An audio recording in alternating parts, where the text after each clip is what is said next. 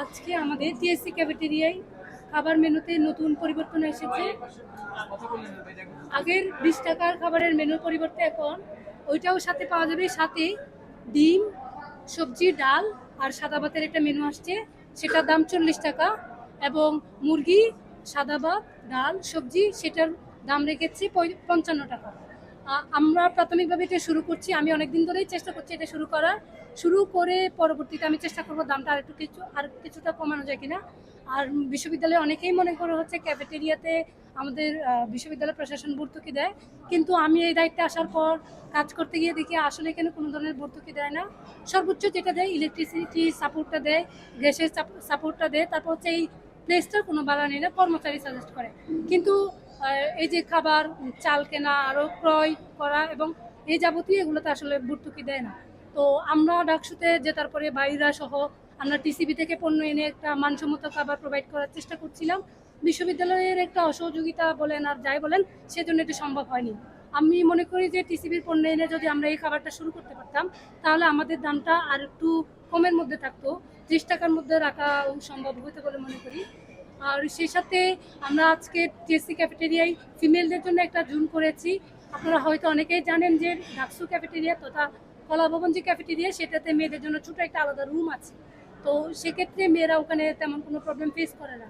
কিন্তু টিএসসির মতো একটা জায়গায় যেখানে হাজার হাজার শিক্ষার্থী আসেন, সেখানে আসলে মেয়েদের জন্য কোনো আলাদা করে কোনো ফ্যাসিলিটি নেই। সেক্ষেত্রে যারা হিজাবি বোন আছে অথবা যারা আসলে মাইগ্রেনের ব্যথা নিয়ে আসেন, তারা একটু চায় যে একটু বাতাস খাবে, রেস্ট নেবে, সেই সুযোগটা তাদের হয় না। তাদের অনেকের দাবির প্রেক্ষিতেই আমি ফিমেলদের জন্য একটা জুন করার চেষ্টা করেছি। আমি চেষ্টা করছিলাম এটা একটু মানসম্মত গ্লাস দিয়ে বা আরও কার্ডবোর্ড দিয়ে একটা রুম করা যায় কিনা, কিন্তু আমাদের যেহেতু ডাকসু থেকেও বাজেট ততটা নেই, প্রশাসন থেকে দেয়নি, সেক্ষেত্রে আমি পর্দা দিয়ে শুরু করেছি। আশা করব আমি পর্দা দিয়ে করেছি, পরবর্তী জেনারেশন যারা আসবে তারা এটাকে আরও মানসম্মত করে দিবে। আমার আরও একটা বিষয়ে বলার ছিল, সেটা হচ্ছে আমরা ইদানিং দেখতে পাচ্ছি বিভিন্ন ক্যান্টিনে, বিশেষ করে হল ক্যান্টিনগুলোতে অনেক ধরনের অনিয়ম বা অস্বাস্থ্যকর পরিবেশ আমরা দেখতে পাচ্ছি। কিন্তু আমরা আমাদের জায়গা থেকে ডাকসু তো কাউকে চাইলে শাস্তি দিতে পারে না।